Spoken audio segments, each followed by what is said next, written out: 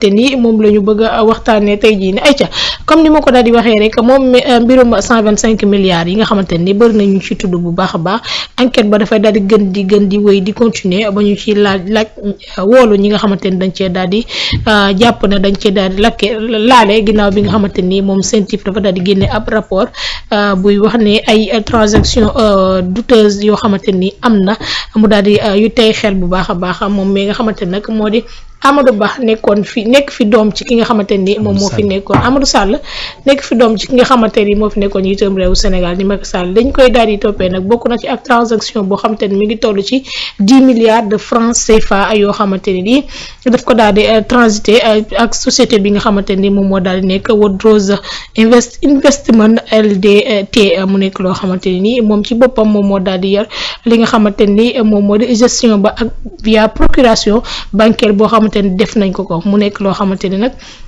moom Amadou Ba jamono ji mu ngi foofee ca Maroc ñu war ko daal di indi mu daal di ñu war a ñëw Amadou Sall Amadou Ba na ma daal di bàyyil Amadou Ba bàyyi ba wala ma bàyyi la non bàyyi naa la Amadou Sall mu war a ñëw wuyu si fi nga xamante ni moom moo di ci Sénégal rawaan ngir daal di indi ay leeral par rapport ak 10 milliards yi nga xamante ne nii ay transaction la boo xamante ni bu suspect la ginnaaw bi nga xamante ne nii moom CENTIF yooyee rek lay daal di lijjanti.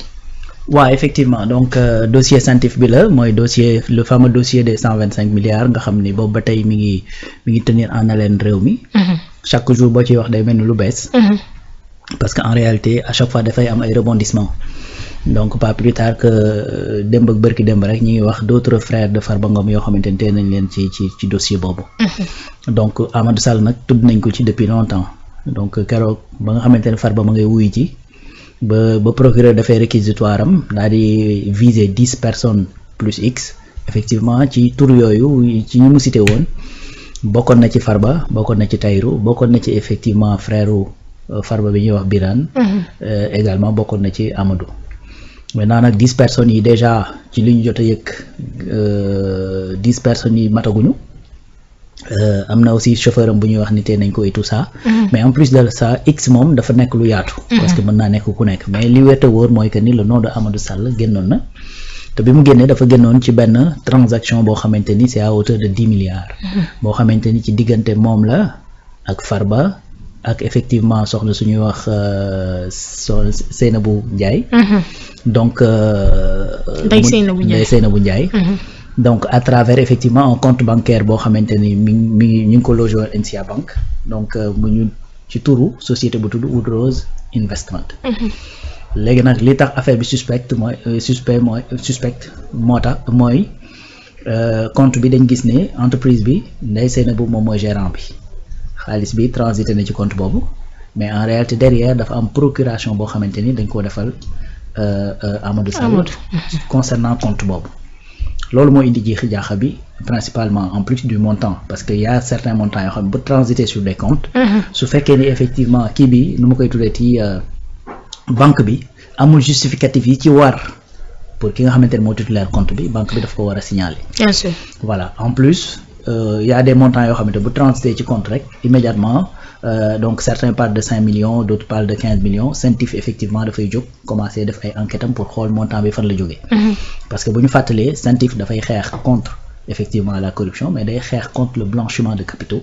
loolu moo nekk principalement cœur de métier mais day xeex également contre le financement du terrorisme.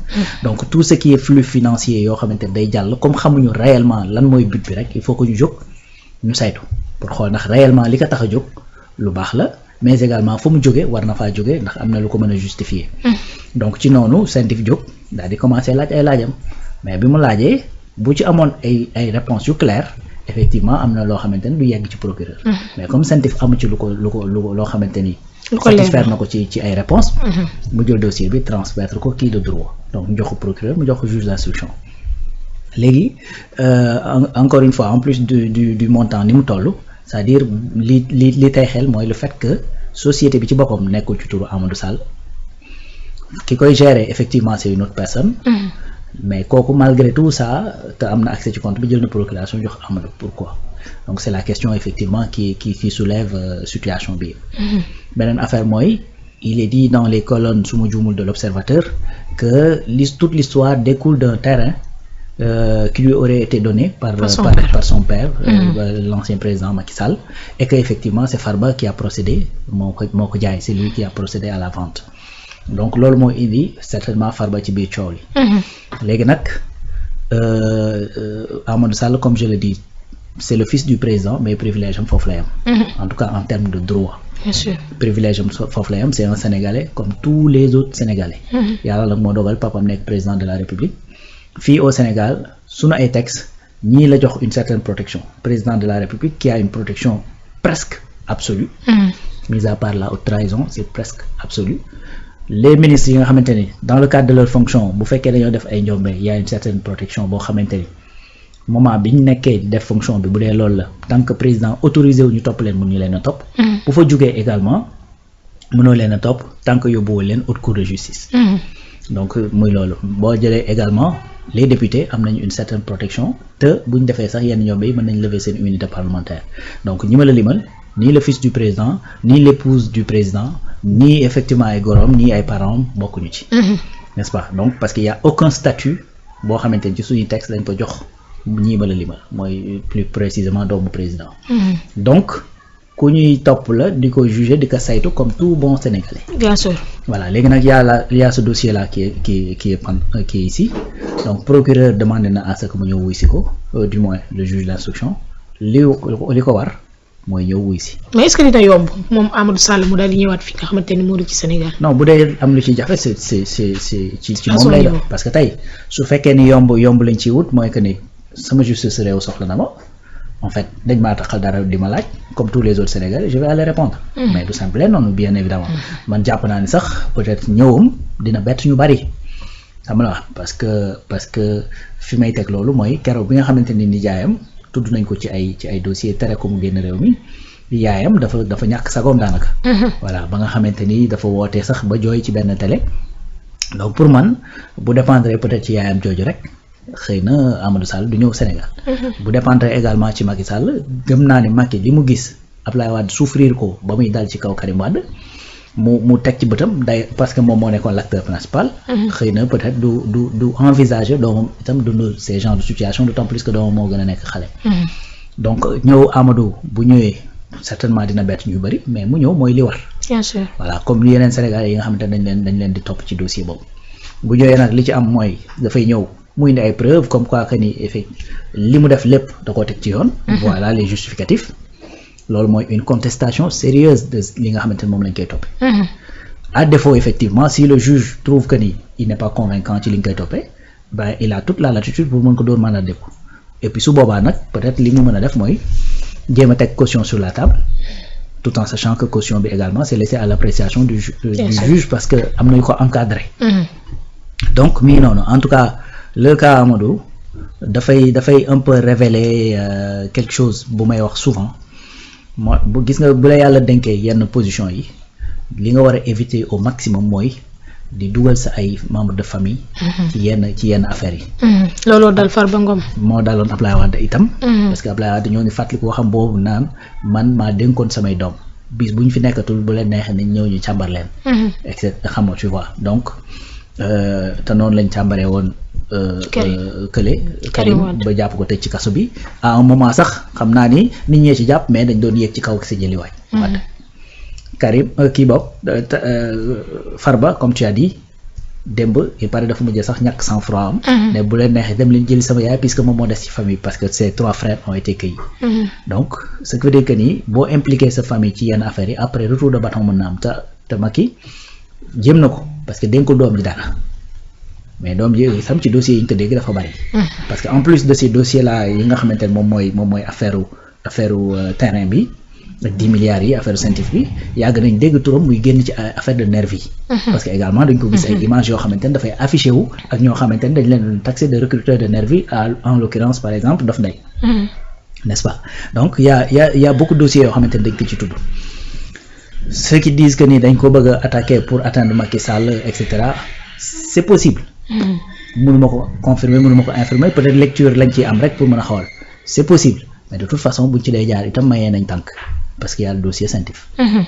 Donc moo tax encore une fois à chaque fois su may wax dama naan gars yi li ñuy def ndax am na dossier bu ko sous-tendre ou bien ndax am na yoon bu ko teg. bien sûr am na voilà donc lu ko justifier. très bien donc mi ngi noonu mais en tout cas on attendra de voir.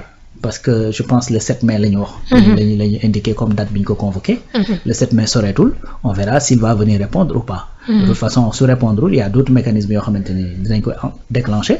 Parce que mu ñëw mu bañ a ñëw du empêcher que la machine judiciaire continue à faire son travail.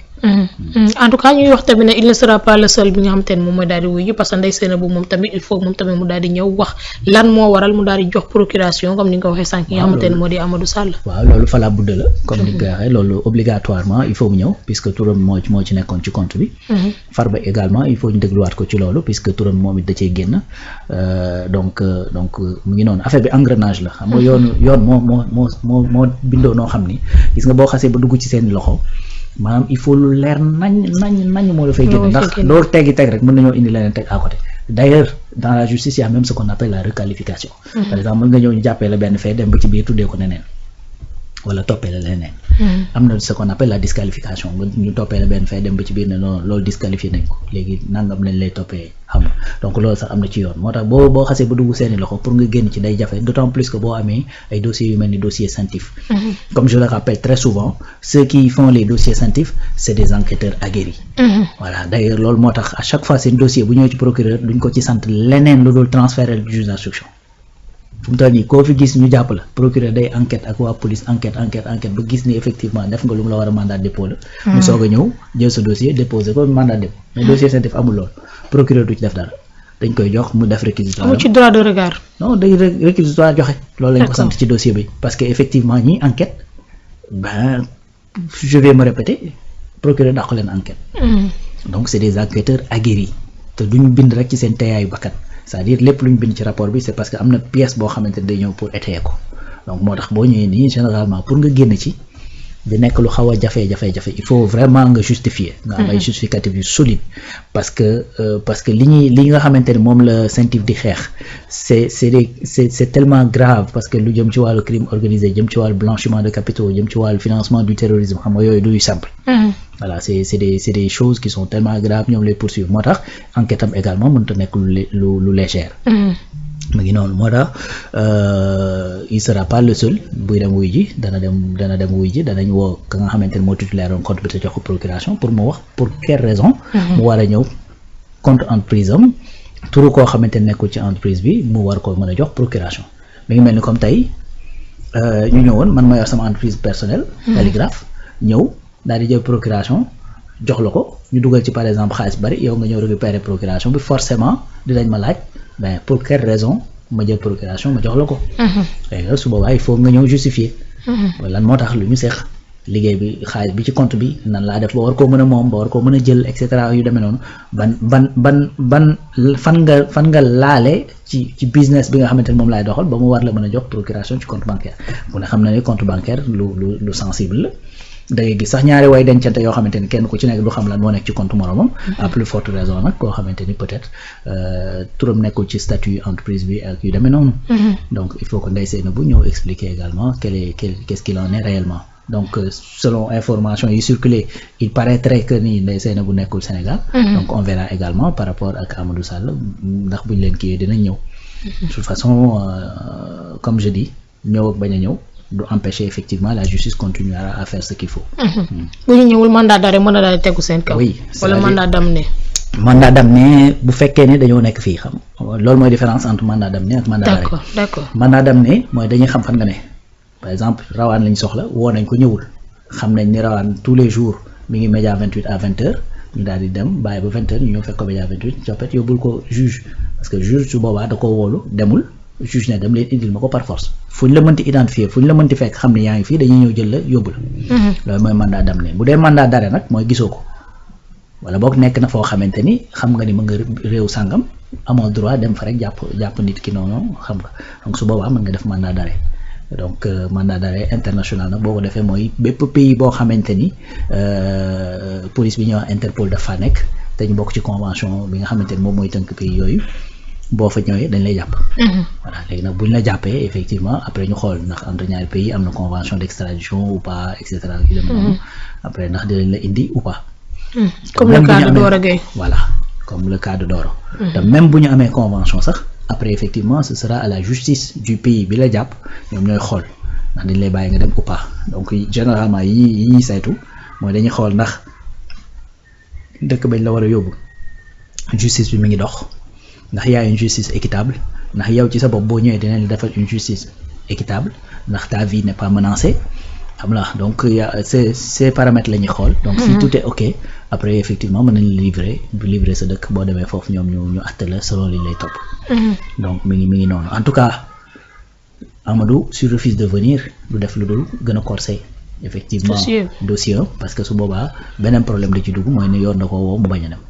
voilà donc loolu la en tout cas on attendra de voir man nag personnellement li may bett mooy ma xëy gis Amadou.